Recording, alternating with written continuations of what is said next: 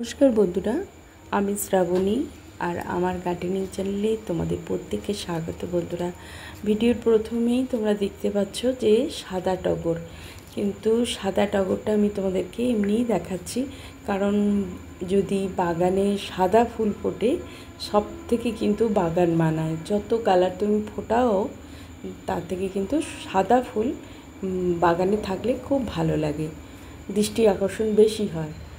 তো প্রথমেই আমি টগর দেখিয়ে দিলাম, কিন্তু আজকের ভিডিও আমার ছাদে কি কি সবজি এখন হচ্ছে পাচ্ছি আমি তুললাম সেগুলোই আজকে তোমাদেরকে দেখিয়ে দেবো। বন্ধুরা, প্রথমেই দেখাচ্ছি, দেখো বরবটি।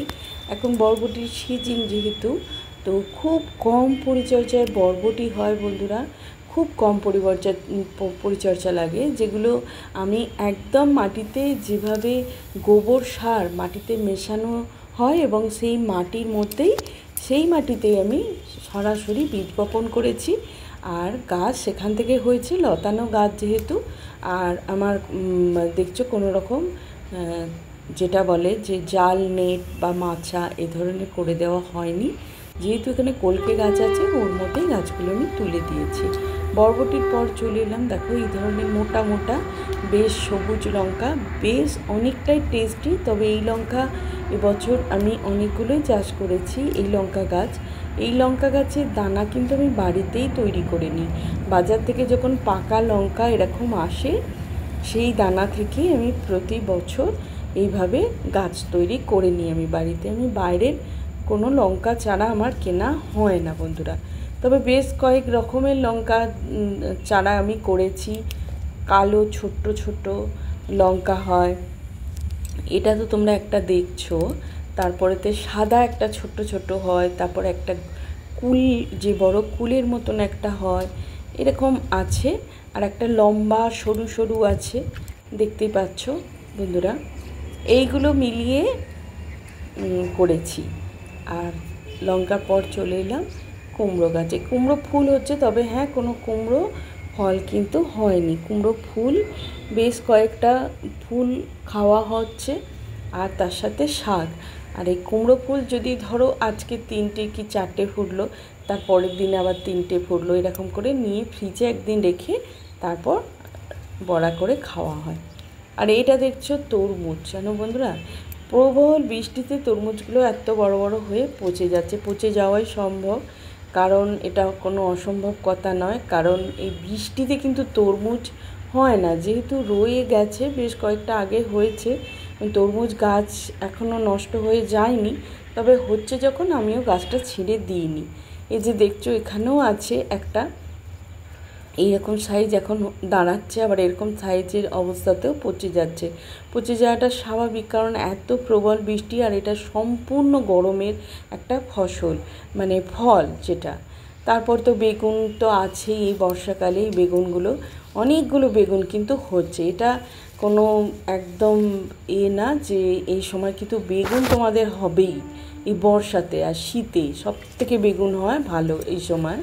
তবে হ্যাঁ, বর্ষায় যেহেতু দেখছো নষ্টও হয়ে যাচ্ছে কিছু বেগুন, এরকম ফুল থেকে ফল ধরা অবস্থাতেও খসে পড়ছে, আবার ডাঁটি শুদ্ধও খসে পড়ছে।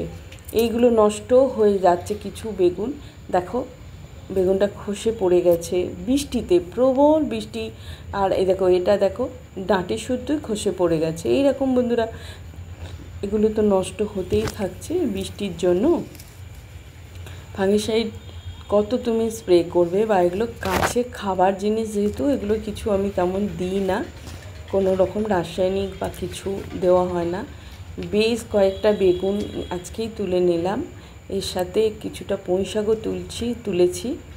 এইগুলো এখন ছাদের মধ্যে হচ্ছে বন্ধুরা ভালো রকম। তবে বেগুনটা অনেকগুলো হচ্ছে, অনেকগুলো করেই হচ্ছে, প্রচুর বেগুন হচ্ছে তোমরা। তারপর দেখছো যে ঢ্যাঁড়স, এই ঢ্যাঁড়স কিন্তু এবারে আমার দানা যেখান থেকে নেওয়া হয়, ঢ্যাঁড়সের দানা সেখান থেকে একটু ঠকিয়ে দিয়েছে বলতে পারো।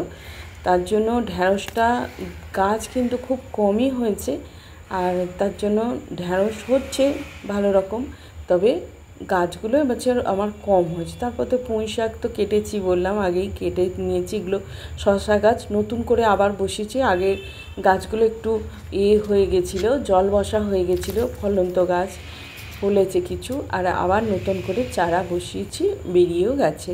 এখানে লাল শাকের চারা ছড়ানো হয়েছিল, আবার বীজও পড়ে পড়ে কটা হয়। তারপর এখানে চিচিঙা দেখছো, চিচিঙাগুলো হচ্ছে বন্ধুরা।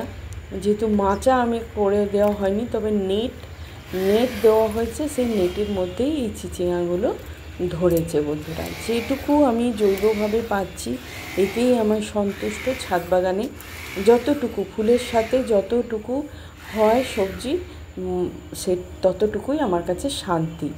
আর এই লঙ্কা তো তোমাদেরকে বলেই দিয়েছি যে প্রচুর লঙ্কা এবারে করেছি, প্রচুর লঙ্কা। এই বড় যে মোটা লঙ্কা, এই যে এটা বেশি হয়েছে এবারে।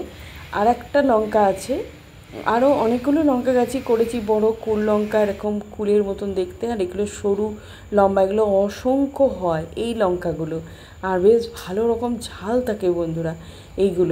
এগুলো বাড়িতে যে শুকনো লঙ্কা থাকে সেইগুলো থেকেই এই রকম লঙ্কা গাছ হয়ে যায়। তোমরা করতেও পারো, অসংখ্য লঙ্কা হয়, তোমাদের বাজার থেকে কিনতে লাগবে না এই লঙ্কাগুলো করলে। তবে তোমরা তো জানো যে লঙ্কা গাছে তেমন কিছু পরিচর্যা লাগে না বন্ধুরা।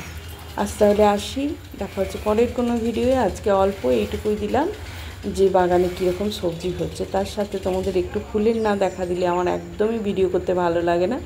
যে আমি যেহেতু সবজির থেকেও আমি কিন্তু ফুল বেশি ভালোবাসি, তাই তোমাদেরকে শেষে একটু ফুলও দেখিয়ে দিলাম। আজ তাহলে আসি বন্ধুরা, দেখা হচ্ছে তোমাদের পরের কোনো ভিডিওয়ে। অবশ্যই তোমরা কী ধরনের ভিডিও দেখতে চাও আমাকে কমেন্টে জানিও। আর আমার যদি সবজি বাগান তোমাদের ভালো লাগে, খুবই অল্প যদিও আমি সবজি করেছি, যদি তোমাদের ভালো লাগে তাহলে প্লিজ একটা লাইক দিও। আর একটা লাইক পেলে কিন্তু আমি খুব আনন্দিত হই আবার পরের ভিডিও তৈরি করার জন্য। আর ফুলেরই আমি বেশি, আমার গাছ সমস্ত রকম ফুলের গাছের দিকেই আমার নজর বেশি থাকে, তবুও খুব কম পরিচর্যায় সবজিও করি। আজ তাহলে আসি, নমস্কার।